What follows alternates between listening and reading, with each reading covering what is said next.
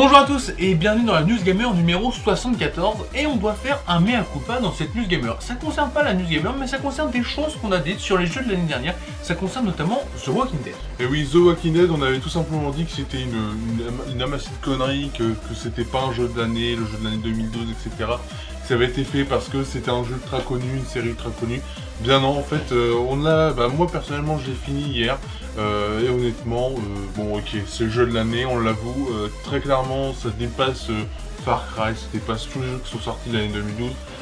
C'est un énorme jeu, alors certes il y a des problèmes techniques, il y a tout plein de soucis, mais alors le reste, l'histoire, les choix, etc. à faire, c'est... Enfin voilà, il n'y a rien à dire. Non voilà, c'est honnêtement, voilà, on a le droit de se tromper, tout le monde a le droit de se tromper. On a parlé sans savoir, maintenant on sait, et franchement c'est une vraie tuerie, faut jeter dessus. Et puis vous jetez aussi sur la News Gamer. Au sommaire de cette News Gamer, tout plein de vidéos pour The Last of Us, Tomb Raider ou encore Dead Space 3. Cette semaine, dans Ne pas retenir, nous vous parlerons du studio Superbot, de la console Ouya et de la franchise Skylanders. On passera au crime Alien Colonial Marines, un FPS sur l'univers d'Alien. Et on passera aussi au crime le film Flight, à un nouveau film avec Denzel Washington. On se quittera avec un film de voiture.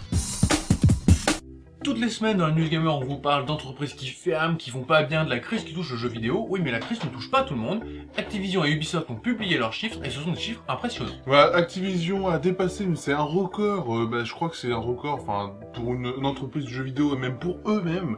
Ils ont atteint plus de 4,5 milliards de dollars en une seule année, alors plus, hein, donc ça doit être 4,6, un truc comme ça exactement. C'est un record. Alors le patron d'Activision dit tout simplement que c'est grâce à Skylanders qui a ramassé 500 millions de dollars à lui-même et pour lui-même, et Call of Duty Black Ops 2 qui a ramassé plus de 1,2 milliard ou un truc du genre. Enfin c'est un chiffre assez impressionnant. Et Ubisoft, ils se portent bien puisqu'ils ont atteint, je crois que c'est à peu près 500 millions d'euros en une seule année.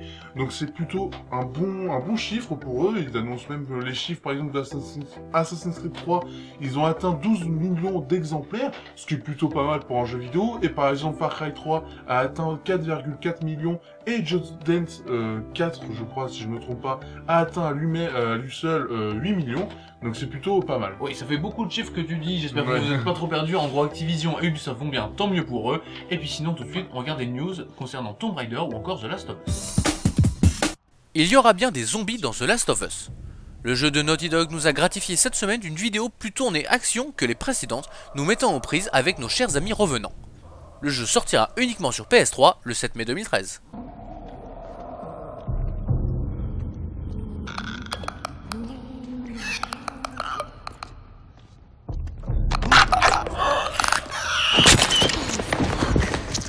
Et bien voilà, c'est fait, The Witcher 3 est bien en développement. En effet, le magazine Game Informer dévoile des choses plutôt intéressantes. Tout d'abord, le monde sera complètement ouvert et pourra être traversé à cheval en 30 ou 40 minutes. Ensuite, le titre exploitera les capacités d'un nouveau moteur, le CDRD Engine 3. Le jeu ne sera plus séquencé en chapitres ou en actes, mais par un autre moyen. Mais bon, il faudra attendre 2014 pour pouvoir y jouer et peut-être la prochaine génération de consoles.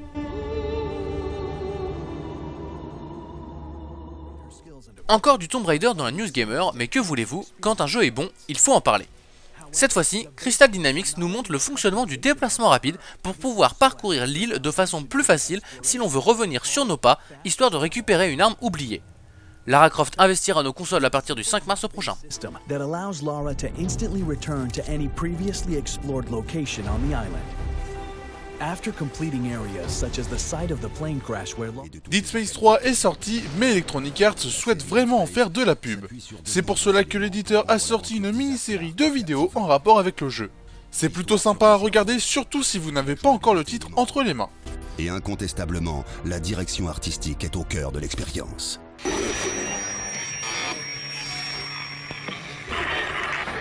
Valve a communiqué cette semaine. Une suite pour Portal ou pour Half-Life? Eh bien non, mais pas loin. En fait, l'éditeur américain est en discussion avec J.J. Abrams pour réaliser un film, soit sur l'univers de Portal, soit sur celui d'Half-Life. L'idée est plus qu'alléchante, mais il faudra sûrement attendre un peu avant de voir ce projet débarquer dans nos salles de cinéma.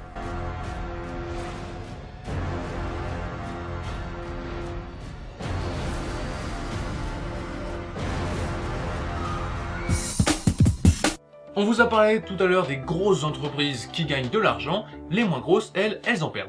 Et oui, moins gros, bon c'est vite dit quand même, mais Square Enix en tout cas a perdu 600 000 € l'année dernière, donc c'est plutôt pas mal, même si c'est pas des millions comme plein d'autres entreprises. Mais en tout cas, l'éditeur revoit ses prévisions à la baisse pour 2013, et Capcom aussi a perdu de l'argent, alors à cause des ventes de Resident Evil 6 et de DMC, ces deux jeux-là ont fait perdre plein d'argent. Donc les deux marques sont dans le rouge. Oui, Capcom ça fait déjà un petit bout de temps, puis c'est vrai que les ventes désastreuses de Devil May Cry, le dernier là, sont pas là pour aider. Et puis sinon là, on va parler, qu'est-ce qu'on va parler? Eh ben on regarde ça tout de suite. Le studio Superbot, à qui nous devons le médiocre PlayStation All-Star Battle Royale, vient de se séparer de Sony. Le petit studio décide donc de voler de ses propres ailes, et il lui faudra à coup sûr plus d'idées pour percer dans le milieu.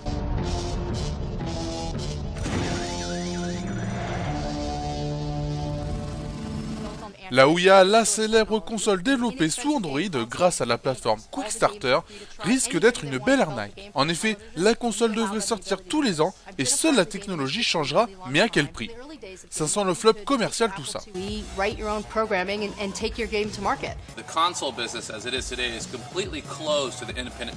La folie Skylander n'est pas prête de s'arrêter. Activision a annoncé cette semaine l'arrivée d'un 3e épisode en moins d'1 an. Nommé Swap Force, cet opus nous permettra de créer nos propres figurines en mélangeant les figurines existantes. L'intérêt est surtout financier puisque le jeu est une des meilleures ventes de l'année passée. On dirait qu'Activision fait du Activision, encore une fois malheureusement. Qui a des vrais pouvoirs de dingue, les géants. Ouais, et devinez quoi? Ils sont plus grands que des arbres. Arrête ton délire, les géants c'est juste un mythe. La Wii U va très mal, en tout cas pour le moment. En effet, elle vient de perdre 2 exclusivités en l'espace d'une seule journée. La première est Ninja Gaiden 3 Razor's Edge. Celui-ci sortira aussi sur PS3 et Xbox 360. Mais le plus dur pour la console de Nintendo reste la perte de l'exclusivité pour Rayman Legends. Et oui, à 2 semaines de la sortie, Ubisoft décide d'annoncer une sortie aussi sur Xbox 360 et PS3, mais surtout le report du jeu pour septembre prochain. Une honte de la part de l'éditeur français, surtout à 2 semaines de la sortie initiale. Le monde du jeu vidéo va mal, très mal.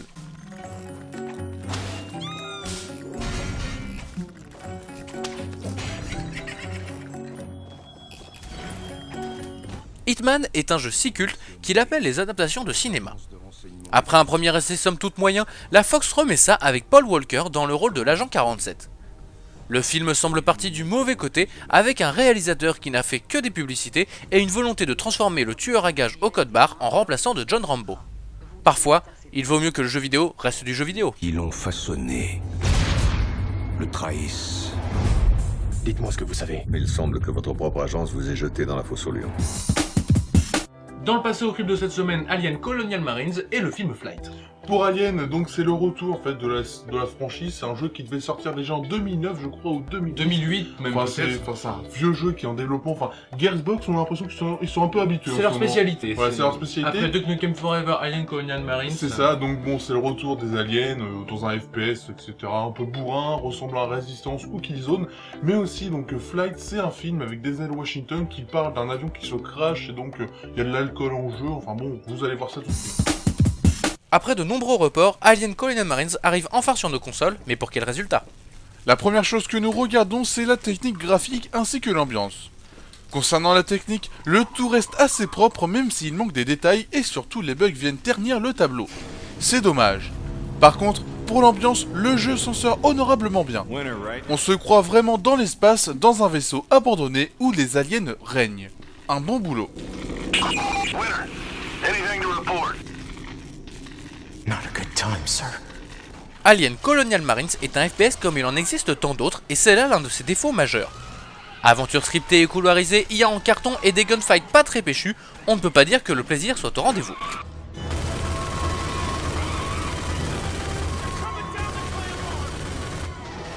Un bon point pour le jeu, le contenu proposé. Vous aurez donc un solo, du multijoueur avec des modes classiques mais pas que, et surtout de la coop offline à 2 et online à 4. Un contenu assez riche pour vous faire jouer au jeu assez longtemps. Le vrai problème de ce Alien Colonial Marines, c'est d'être sorti 3 ans trop tard, ce qui lui vaut la note de 3 vaches sur 5.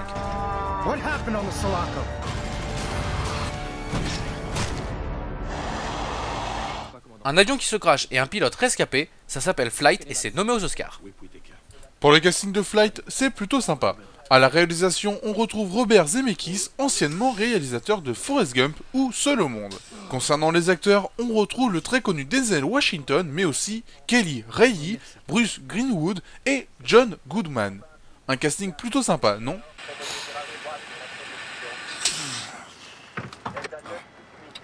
Commandant, vous allez bien? Je suis un peu crevé. J'ai un gros rythme en ce moment. 10 allers-retours en 3 jours. Mais demain, repos.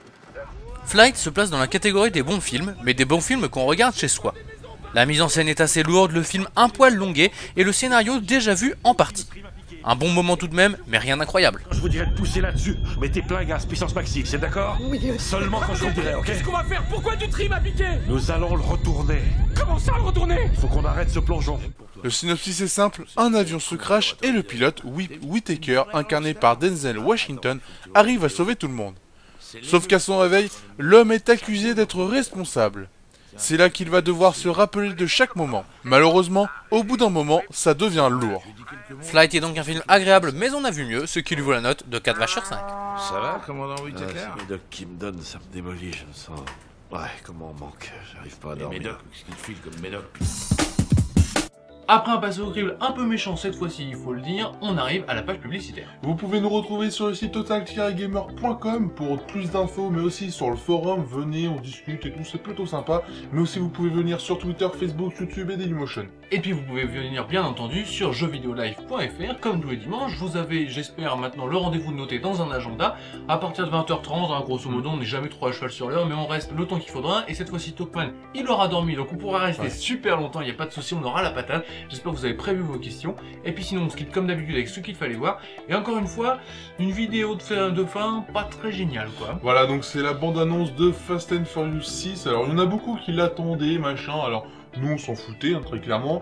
Mais on l'a mis parce que c'est la meilleure bande-annonce de la semaine. Et bah, en fait, quand on parle de Fast and Furious, avant, c'était des voitures, des courses de voitures. Et puis, à un moment, ça s'est transformé. Mais là, c'est encore pire. C'est-à-dire que c'est Fast and Furious, mais sans voiture. C'est que de l'action, que des armes. Enfin, on dirait vraiment un Die Hard un petit peu, mais façon petit budget. Et malheureusement, c'est la meilleure vidéo de la semaine. On espère que ça sera mieux la semaine prochaine. On espère que vous serez là la semaine prochaine. On espère que vous avez aimé cette émission.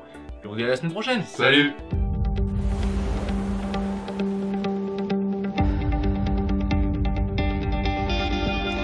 Alors c'est ça que t'as pour 100 briques? Ça a pas été dur de te retrouver, Toretto. Je me cachais pas. La semaine dernière, une équipe de pilotes parfaitement organisée a réussi à s'emparer d'un convoi militaire. Rio a été mon dernier job. Ah, je sais que c'est pas toi.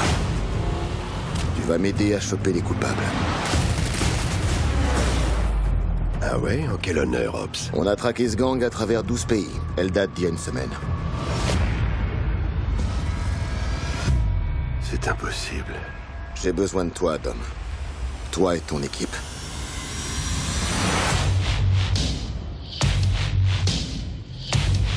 Y a un bébé dans le coin? Ferme-la ou c'est toi qui vas pleurnicher. T'as les meilleurs du monde réunis ici dans cette pièce. Donne-leur une bonne raison de te suivre. Notre cible, Owen Shaw, un ancien des forces spéciales. Il y a des années qu'avec son gang, il monte des coups en Europe. Mais c'est leur dernier exploit qui les a propulsés sur la plus haute marche du podium. Il y a déjà trop de cadavres derrière eux. Je t'offre une chance de réunir ta famille. Tu nous mènes à Letty, on te livre chaud, et en échange, tu nous garantis l'immunité totale. Ça, je peux pas te le promettre. C'est le deal. À prendre ou à laisser.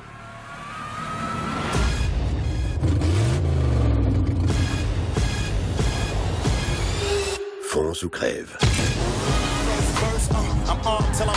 On n'a pas affaire à des flics, ni à des narcotrafiquants. J'avais encore jamais vu ça. Ces codes que vous respectez vous rendent prévisibles. Et dans notre branche, être prévisible, c'est être vulnérable. Je peux vous trouver et vous massacrer quand je veux. Tu crois aux revenants?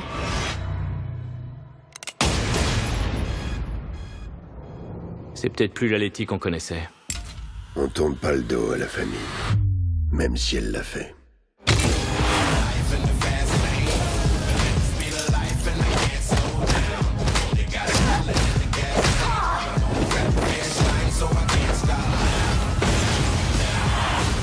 les gars. Ils ont un tank. Carrément.